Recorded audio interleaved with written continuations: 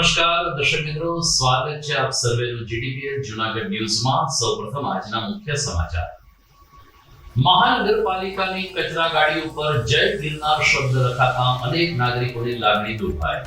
Municipal કમિશનરને રજૂઆત બાદ તમામ વાહનો ઉપરથી શબ્દ હટાવાયો. ભક્ત કવિ નરસિંહ મહેતા યુનિવર્સિટીમાં અનુસ્નાતક ભવનમાં સેમેસ્ટરની પરીક્ષાનો આજથી પ્રારંભ. કુલપતિશ્રીએ પરીક્ષા ખંડમાં હાજરી આપીને વિદ્યાર્થીઓને આપી શુભકામના. જવાહર સ્થિત સ્વામિનારાયણ મોટા મંદિરનો 198મો પાટોત્સવ શ્રદ્ધા અને ભક્તિ સાથે ઉજવાયો. શોભાયાત્રા અને કથા શ્રવણનો લાભ લેતા હરિભક્તો.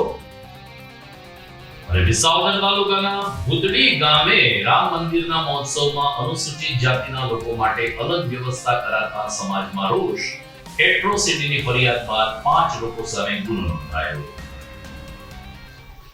આ તમામ સમાચાર આપણે વિગતવાર જોઈએ તે પહેલા લઈએ એક બ્રેક.